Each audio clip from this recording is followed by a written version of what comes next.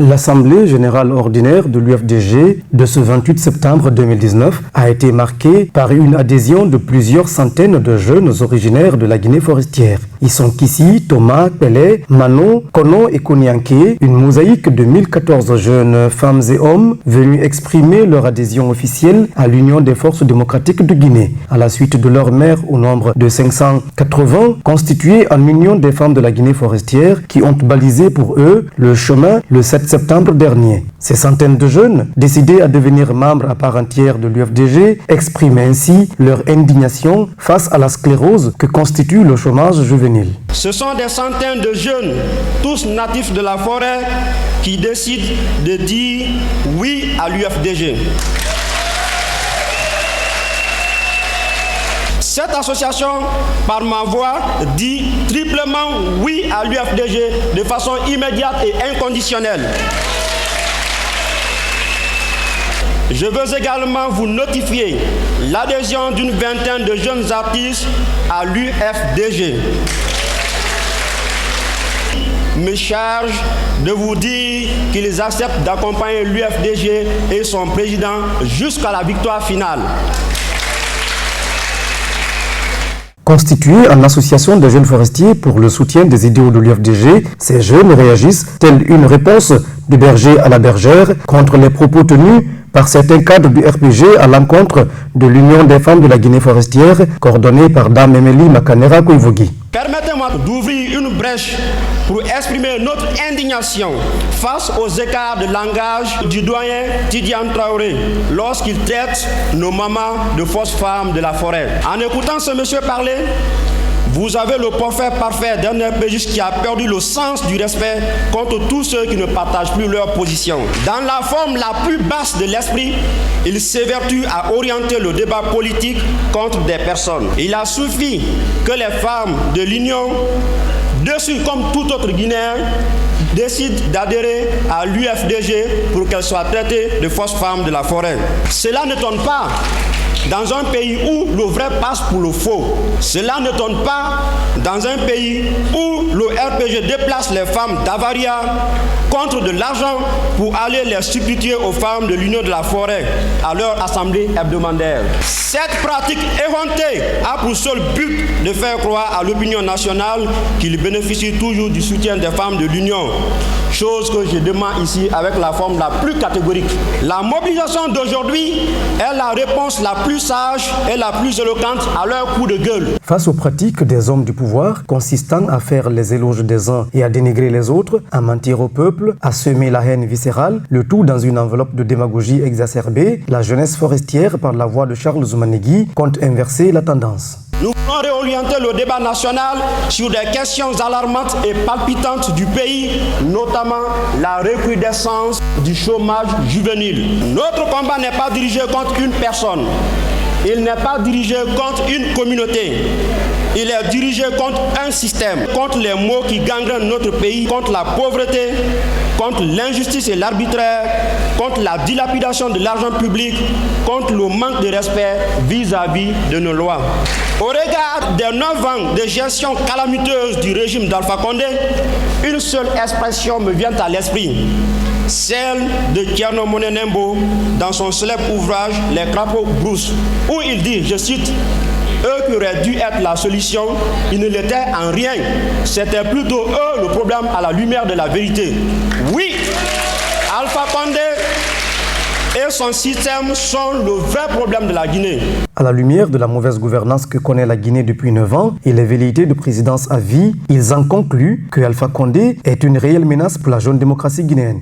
Vous ne pouvez pas revendiquer plus de 40 années de lutte politique et venir entretenir un projet de sabotage de la Constitution qui a pour seul et unique but d'offrir un mandat à vie à Alpha Condé pendant que le peuple continue de croupir sous le poids de la misère.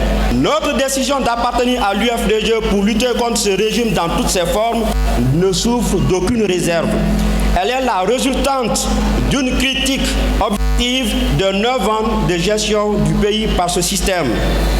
Notre économie est à l'agonie. Selon le porte-parole, le diagnostic est très mal posé. On veut nous faire croire que la Constitution est responsable de tous les maux de la Guinée à cause de ce que ses pourfendeurs appellent insuffisance. De quel progrès va-t-on parler dans un pays où le citoyen n'a pas droit à 2 repas par jour, où la malnutrition est devenue une épidémie?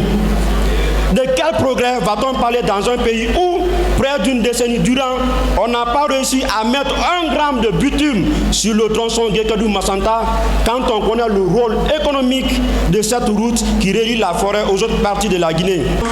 Une bonne partie de la production forestière y pourrit à cause de l'éternel calvaire.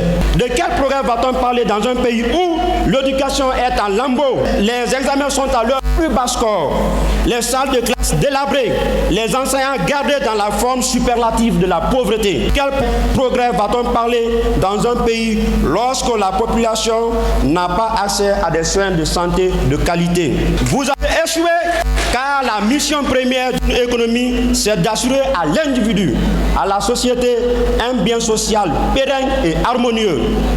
L'insécurité est devenue un véritable problème de société. Des citoyens sont assassinés sans que personne ne bouge de petit doigt pour arrêter les malfaiteurs. Le principe de séparation des institutions n'existe que dans les documents. Dans la pratique, Alpha Condé a réussi à accumuler toutes les commandes à Sékou Touré dans le but d'asseoir et de solidifier les bases de sa tyrannie. Toutes les valeurs qui constituent l'ossature de notre pays sont sabordées et on veut s'attaquer à la Constitution comme si c'est elle qui les a empêchés de faire des routes, de qualifier l'éducation, l'agriculture, de créer un atmosphère propice à l'investissement. Mais nous savons tous ici dans cette salle que le problème de la Guinée, ce ne sont pas nos lois. Nos problèmes de la Guinée, c'est un manque de respect vis-à-vis de nos lois. Faisant le constat de l'indécision de nombreux jeunes Guinéens, Charles Zoumanegui lance un appel à ses pairs. Je sais que d'autres tardent encore à s'engager dans l'opposition. Mais nous serons un flambeau de lumière pour éclairer la lanterne de nos frères qui pensent encore qu'un avenir est possible avec ce système qui a manifestement montré ses limites. Nous n'avons aucun avenir avec ce régime. Leur seule ambition est de nous réduire à la pauvreté, au chômage, afin de faire de nous un réservoir électoral. Nous disons non à cela. Thomas Sankara disait: l'esclave qui n'est pas capable d'assurer sa révolte ne mérite pas que l'on s'apitoie sur son sort. Cet esclave-là répondra seul de son malheur. Seule la lutte libère. Fin de citation. Un homme qui a faim, qui est malade sans recevoir de soins, n'est pas un homme libre. Refusons d'être la honte de notre génération. Refusons d'être complices d'un recul démocratique. Notre pays a besoin d'aller de l'avant.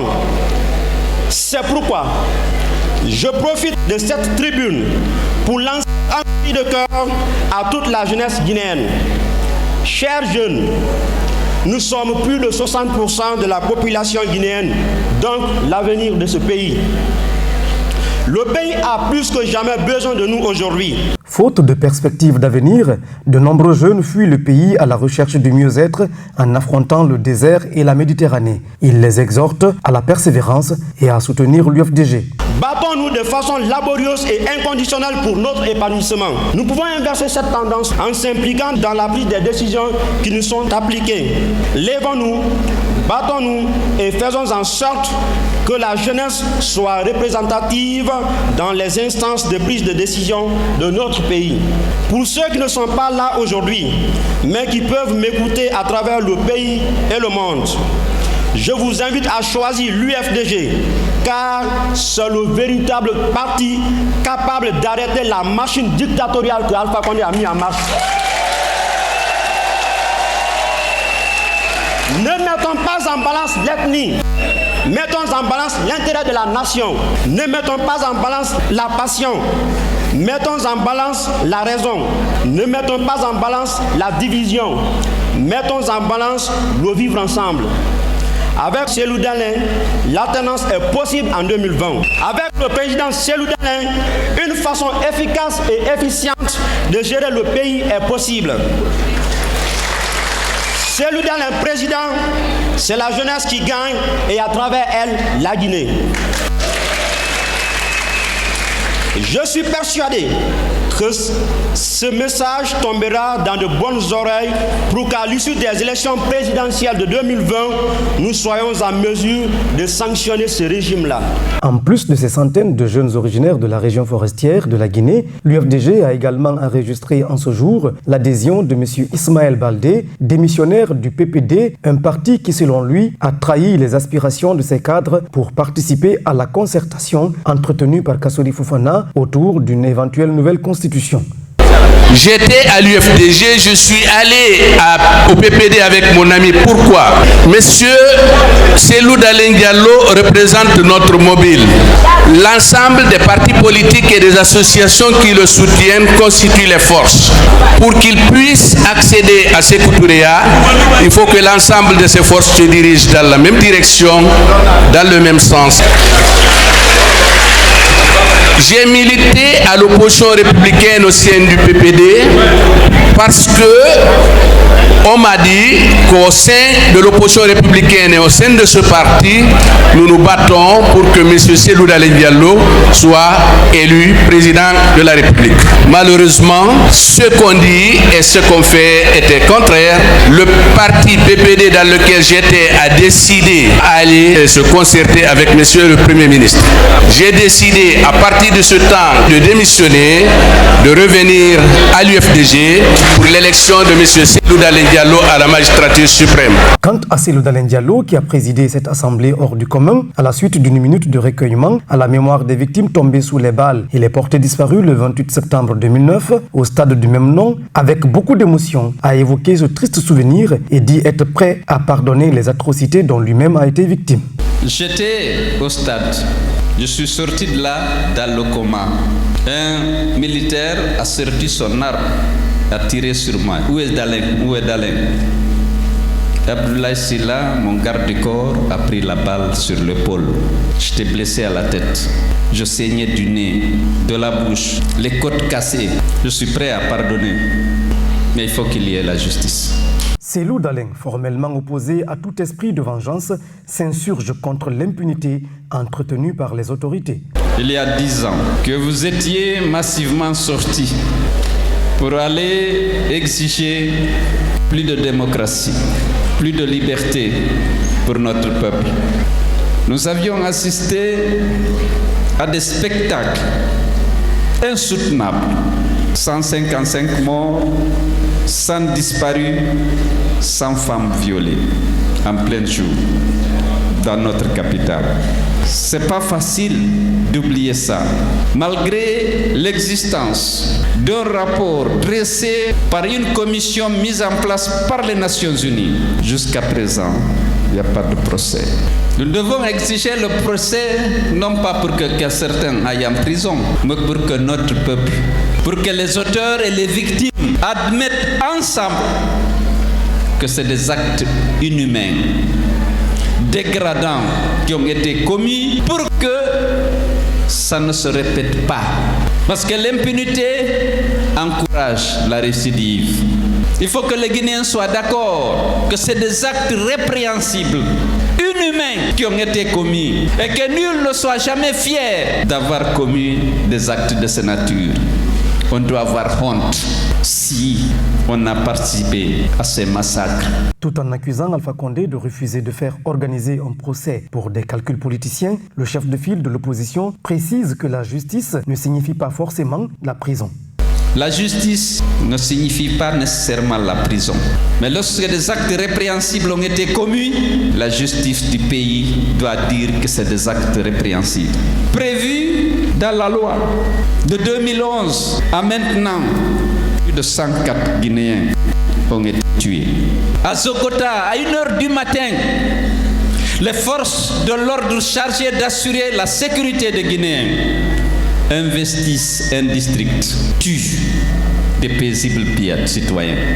Jusqu'à présent, il n'y a pas de procès.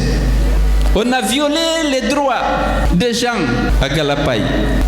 Ils n'ont jamais pu être rétablis dans leurs droits. Pour sortir du cycle de violence que la Guinée connaît depuis de nombreuses années, Cellou Dalein Diallo invite à la réconciliation nationale.